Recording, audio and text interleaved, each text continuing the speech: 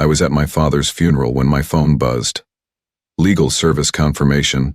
My wife filed for divorce. The rain hit the casket like tiny hammers. I didn't check the message. Some things deserve their silence. But 3 days later, I walked into a half-empty house. And that's when the real story began. 3 days later, I turned the key in my Fairfax home. The silence hit first. Not the usual silence of an empty house. Something hollower. Clinical. Like walking into a staged home showing. Half the furniture was gone. Clean outlines in dust marked where things used to be. Her closet, empty. Medicine cabinet, half vacant. Like someone had performed surgery on our 12 years together, extracting exactly 50% with mathematical precision. I walked room to room. No rage, no tears, just inventory. The kitchen counter held a single folded note on our my marble countertop. 3 words in her perfect handwriting. It's not personal. I set down my keys beside it. The sound echoed. When did I know? Maybe I always knew.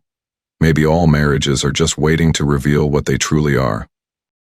Our shared account showed the withdrawal. Exactly half, down to the penny. Transferred out 47 minutes after my father's service began. Timestamp, 2:17 p.m. She must have been watching the live stream to time it perfectly. You know what's strange about betrayal? The quiet after? The way your mind starts working differently, like switching from emotions to math. I made coffee in the half-empty kitchen, black, no sugar. The machine hummed while I logged into my private server. Every login, every camera access, every file viewed in our smart home system for the past 6 months. There it was. 430 AUM searches for inheritance laws Virginia, Tennessee property transfer between spouses, divorce asset protection, all from her laptop, all deleted from the browser history. She'd been planning this for months. I opened the drawer where I kept the family trust paperwork. Empty. Of course. The only sound was rain starting again outside. Tennessee rain following me home. I picked up her note, ran my thumb over the words. It's not personal. I folded it carefully, put it in my wallet. Agreed, I said to no one. And that's when everything shifted. I didn't feel the knife twist you'd expect. Instead, something colder, clearer. Like when you're working with data and suddenly see the pattern that was hidden before. My father was a mechanic, Air Force then civilian, quiet man. Taught me that when something breaks, you don't get angry at the parts. You study how they failed. I took out my laptop and started documenting everything. Timestamps, account numbers, access logs, the same skills I used every day as a compliance analyst, tracking fraud patterns for corporations. What was missing told me more than what remained. The papers for my father's cabin in the Smoky Mountains, gone. The family business documentation, gone. The trust details with account numbers, all gone. I called my bank, set security flags on remaining accounts, changed all passwords, locked credit reports. No dramatic moves, just methodical steps. Did I miss the signs? Maybe. But that wasn't the point anymore. The rain grew heavier against the windows. I stood watching water trace patterns down the glass, thinking about timing, precision, planning. She hadn't just left me. She'd treated our life together like a heist. I walked upstairs to what had been our bedroom, opened the closet where her clothes used to hang. There, forgotten in the rush, a single earring, diamond stud. Real, not costume. Small mistakes matter. I put the earring in my desk drawer, sat down at my computer, pulled up the document I'd prepared 6 months ago when my father first got sick. Contingency plans for every scenario, including this one. I clicked the folder labeled Trust Recovery, started reading through the steps I'd outlined just in case someone tried to take what wasn't theirs. My father always said, hope for the best, plan for theft. Some might have called him paranoid. I called him prepared. The house stayed silent as I worked, the emptiness no longer an accusation but a canvas. The kind you build on, one careful stroke at a time. Dawn came. I hadn't slept. Didn't need to. I made another coffee. Looked at her note again. Not personal? I tapped my finger on the counter. Agreed. This wouldn't be personal. This would be precise. I found the first real clue at 2:17 a.m., 3 days after coming home to half a life. Our home security system, the one Angela always called paranoid overkill, stored footage for 90 days.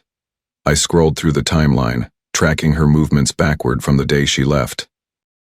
There she was, 9:42 a.m. on the day of my father's funeral, loading 3 cardboard boxes into her car. Not clothes or personal items, file boxes. The heavy-duty kind you store important documents in. I zoomed in. On top of one box, a blue folder with the estate attorney's letterhead visible. My chest tightened, but my hands remained steady on the keyboard. 4 hours later, she drove to our storage unit.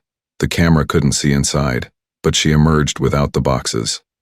What would you hide that you couldn't keep at home? The next morning, I called my father's estate attorney, Martin Geller. Didn't tell him about the divorce. Just asked for copies of the trust documents, claiming I'd misplaced mine during the move from the funeral.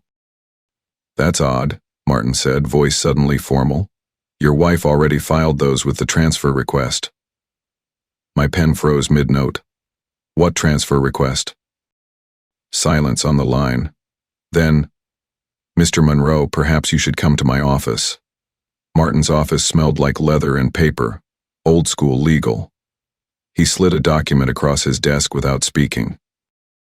The title read, Transfer of Assets, Monroe Family Trust Properties. Below it, my signature.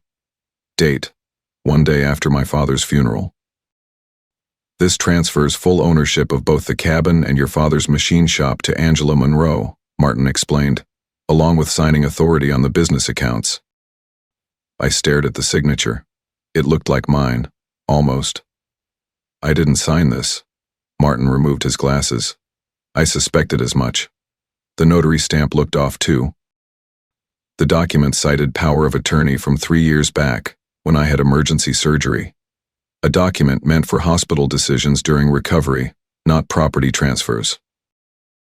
Has anything been moved yet? I asked.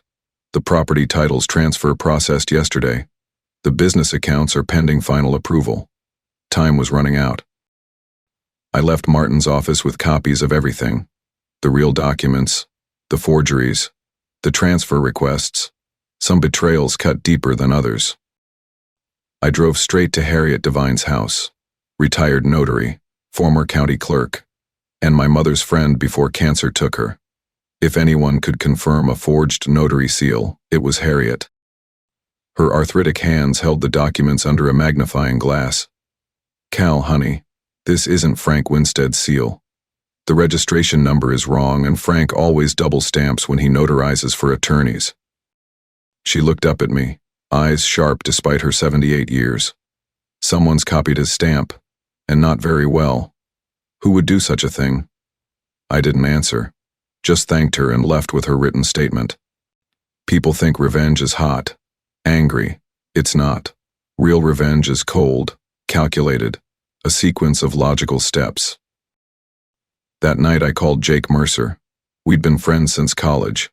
He'd gone into cybersecurity after the Navy, the kind of friend you don't call for beers but for breaches. Who are we hunting? He asked after I explained. No questions about my feelings or the marriage, just the target and objective, my wife, and possibly her brother. We met the next day at a coffee shop in Alexandria. No names mentioned, just encrypted laptops and low voices. She's been busy, Jake said, turning his screen toward me. 3 new LLCs formed in the past 6 months, all in Delaware, all with variations of her maiden name buried in the corporate documents. The coffee went cold beside me as Jake walked me through it. Shell Company A owned Shell Company B, which held an ownership stake in Shell Company C, which had filed for a commercial loan using the cabin as collateral. The loan was approved 2 days ago, $2 million against a property valued at $2.5. The funds were transferred to this account. He pointed to a bank in the Caymans. Can you trace it? I asked. Already did. Jake's fingers moved across the keyboard. The money landed, bounced to another account, then came back stateside into a business account for Riverside Ventures LLC. I recognize that name. That's her newest company.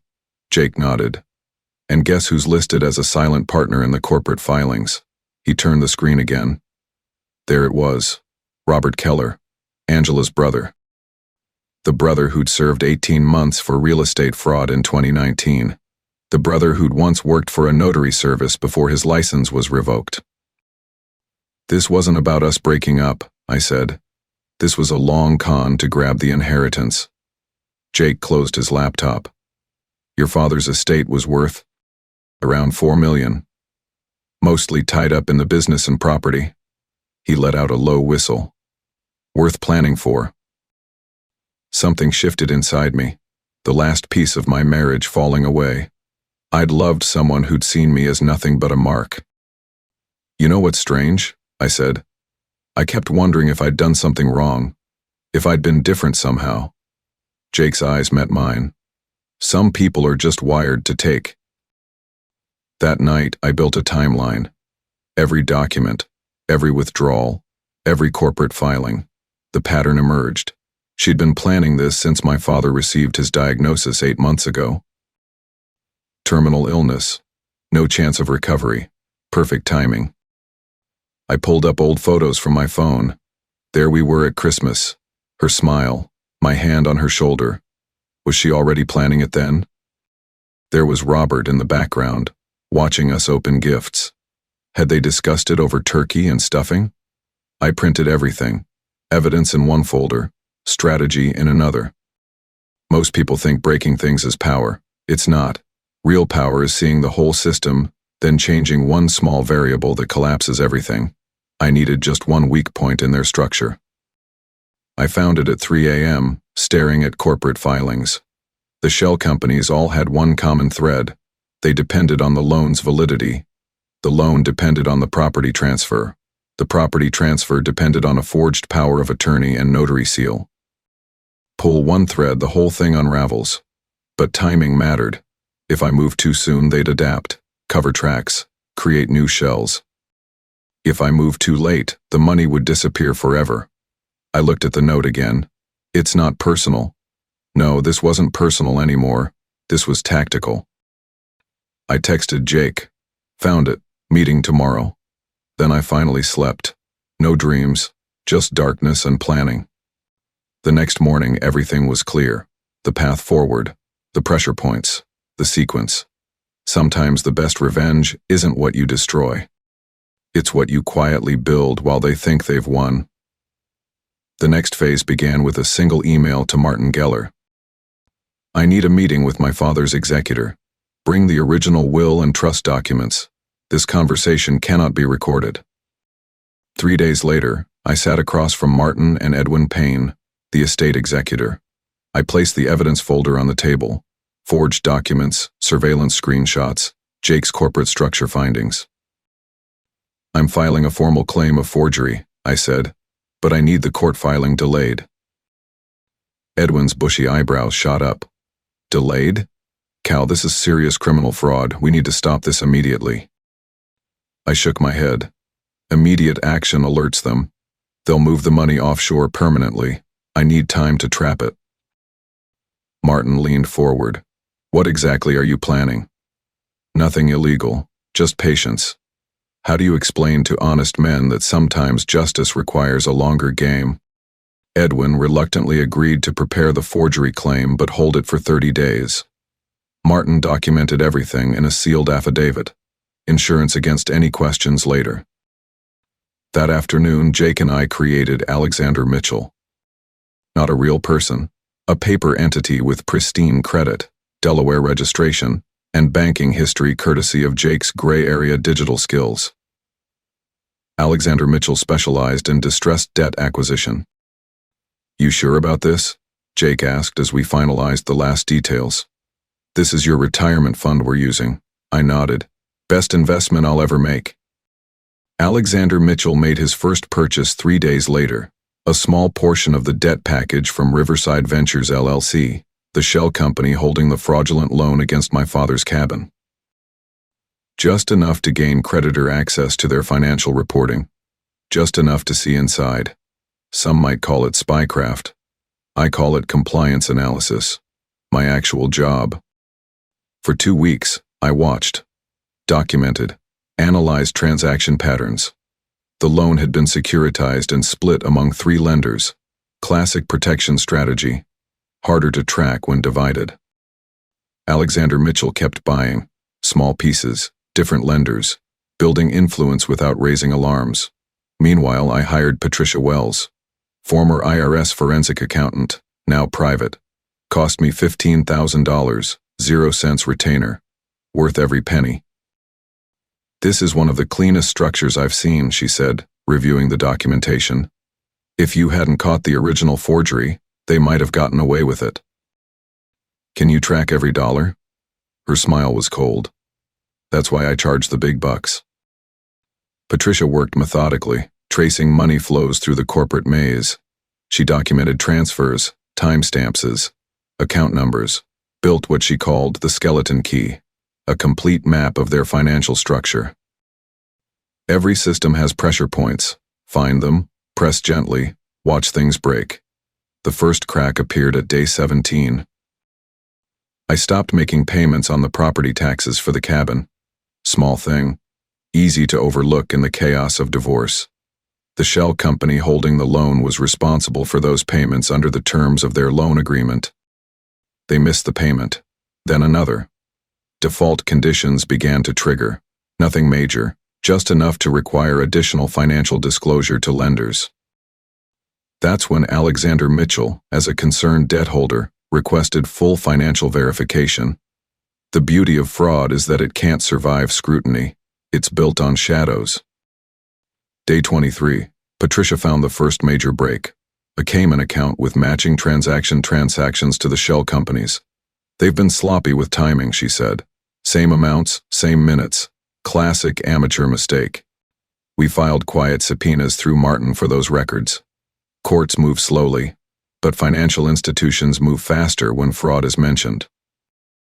Then came the twist I never expected. Patricia called me at 2 a.m. You need to see this. Now. I drove to her office. She pointed at her screen. Your wife sold an NFT 3 days ago. 7 figures. I stared at the image on the screen. The digital artwork I'd created for our 10th anniversary. A unique generative piece combining our wedding photo with code that evolved based on calendar dates. One of a kind, meant to be just for us. She tokenized it. My voice sounded strange even to me. Patricia nodded. Sold for $345 Ethereum. About $1,200,000. 0 cents at current rates. The funds had transferred to a wallet, then split into dozens of smaller transactions. Classic money laundering pattern. This links everything together, Patricia said. The NFT was registered to Riverside Ventures LLC, the same company holding the fraudulent loan, and the proceeds weren't reported on any tax filing.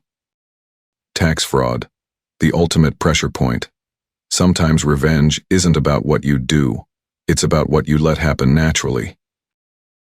I filed my quarterly taxes the next day, included full documentation of the NFT sale as community property in my pending divorce, reported my half of the proceeds. The IRS doesn't care about your divorce drama. They care when only half a transaction gets reported. Day 27, Robert Keller received notice of an IRS audit. I imagine his face when he opened that letter. The slow realization, the panic. Did he call Angela immediately? Did they argue over who made the mistake? I didn't need to know. The system was working now.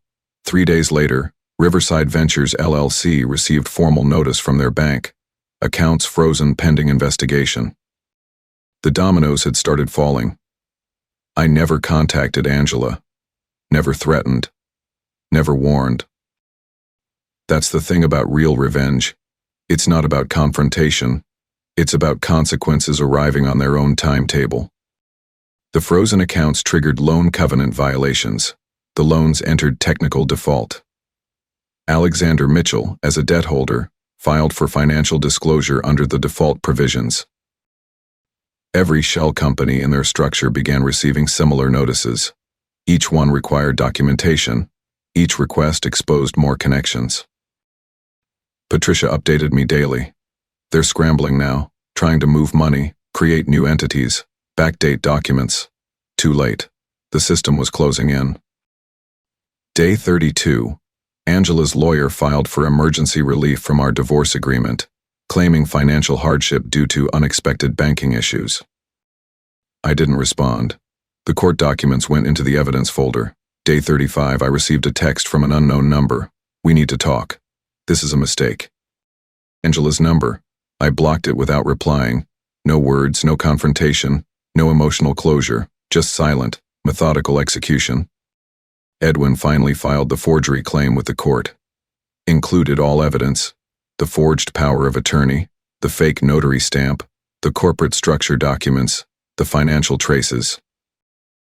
The filing went to the district attorney's office with a request for criminal investigation.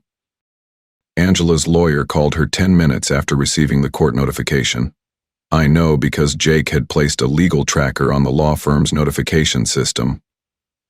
1 hour later, her bank accounts received federal seizure notices.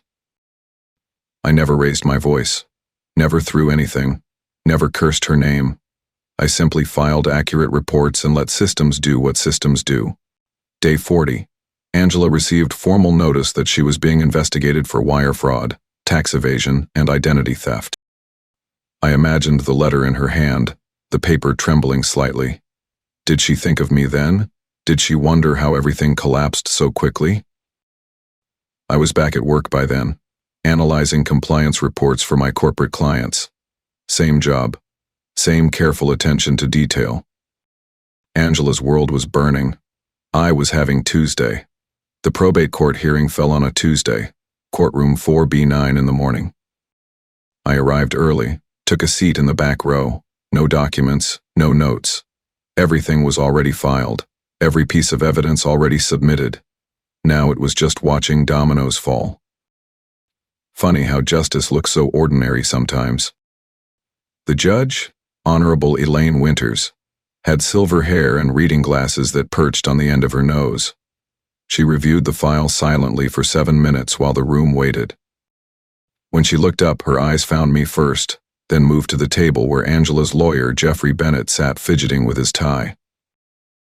"This is extremely concerning," Judge Winters said, her voice carrying that particular tone judges use when they've discovered something ugly.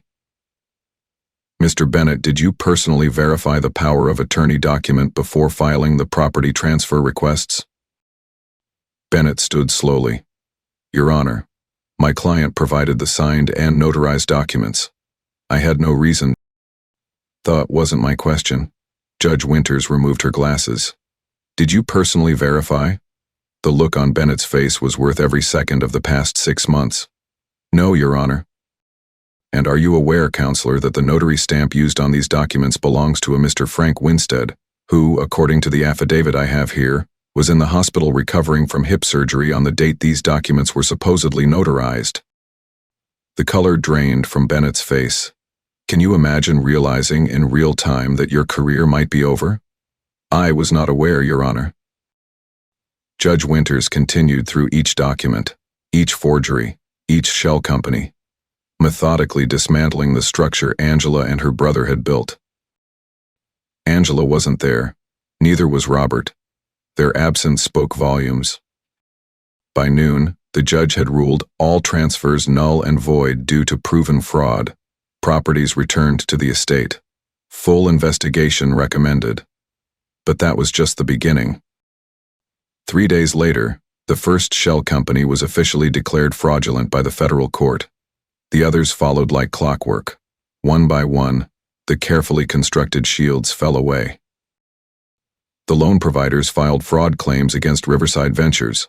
The bank that had processed the transfers was now facing regulatory scrutiny. Did Angela understand yet what was happening? Did she realize that her perfect plan was collapsing not from one massive blow, but from 1,000 tiny failures?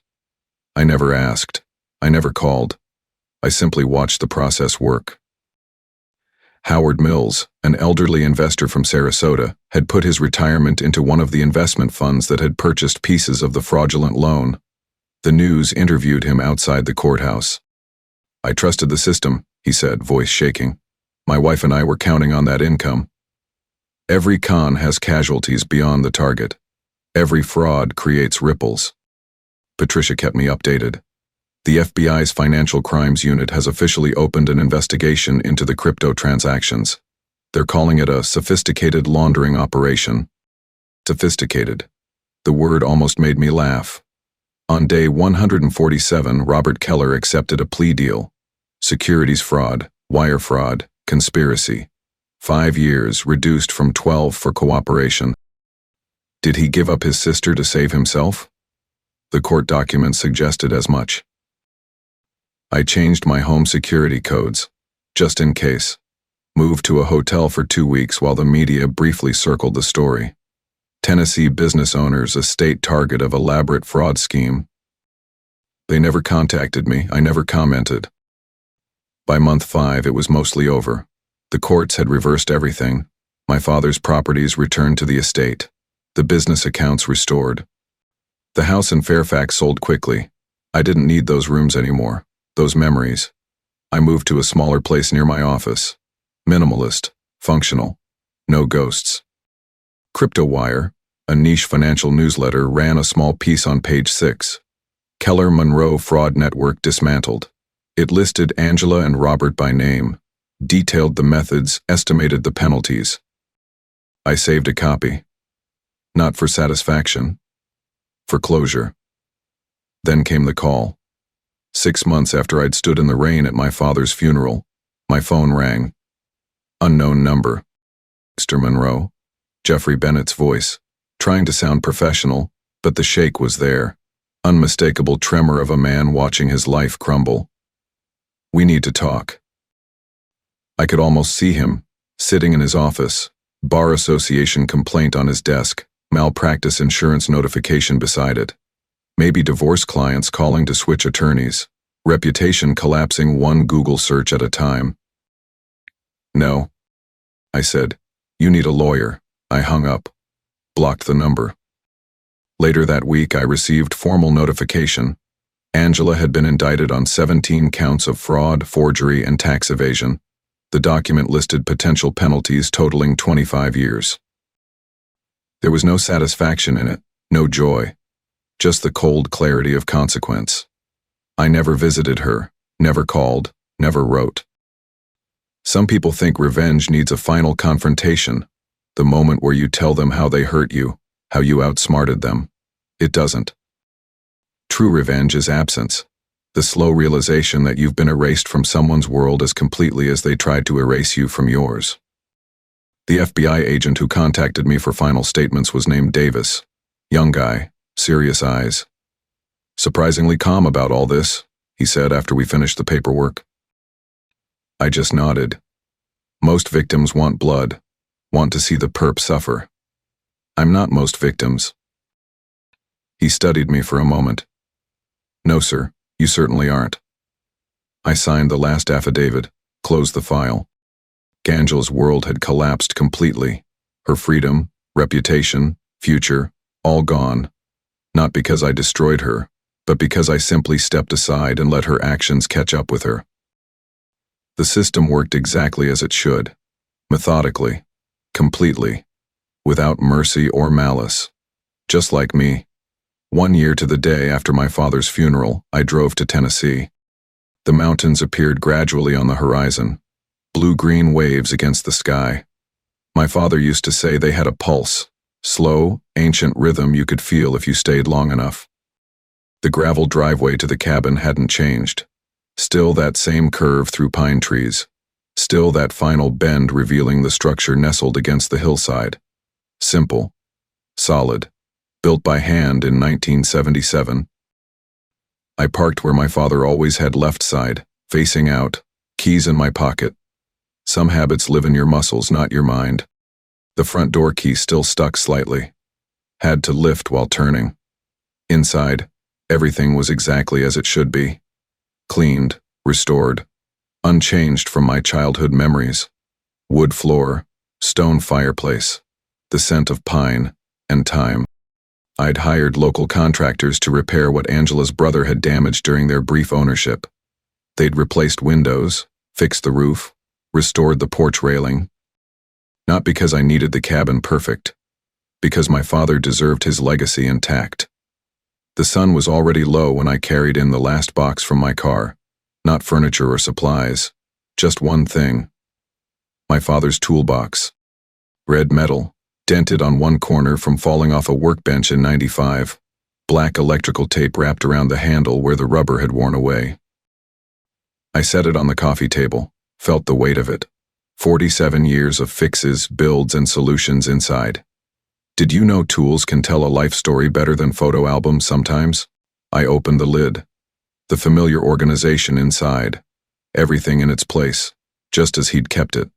Screwdrivers arranged by size. Pliers, wire cutters, electrical tape, measuring tape. And there, in its special slot along the side, the socket wrench. Not valuable to anyone else. Craftsman. Model from the early '80s. Handle worn smooth from decades of use. The tool that fixed our first car, built my treehouse, repaired countless machines in his shop. I lifted it out, felt the balance of it in my hand, the perfect weight. Some inheritances aren't about money. I walked to the stone fireplace and placed the wrench on the wooden mantel, centered it carefully, stepped back, simple, honest, real. The complete opposite of everything Angela had tried to steal. Outside, the sunset painted the mountains gold and purple. I sat on the porch steps with a small tin bucket beside me. Inside it, the forged power of attorney document, the final copy, the one I'd kept for this moment. No ceremony, no words, just me, a match, and paper. The flame caught quickly, yellow-blue against the evening air. I watched the signature line burn first, that forgery of my name, then the legal language, the false dates, the lies made physical. The wind moved through the trees as the document curled and blackened. Pine needles whispered secrets to each other. My father would have understood this moment, this quiet reclaiming. I didn't feel vengeful or victorious, just clear, present, here. When the paper was nothing but ash, I stayed on the porch, watched stars appear one by one in the darkening sky. Tomorrow I'd start the process of establishing the Monroe Technical Scholarship Fund. My father's machine shop profits funding the next generation of builders, fixers, makers. Angela had seen the inheritance as nothing but money to take. She never understood what was actually valuable. I slept that night in the cabin's main bedroom. Window open, mountain air filling the space. For the first time in a year, I dreamed without waking. Morning light found the cabin silent and still. The wrench above the fireplace catching the sun. The empty bucket on the porch. A man making coffee in a quiet kitchen. Not broken, not bitter, just clear.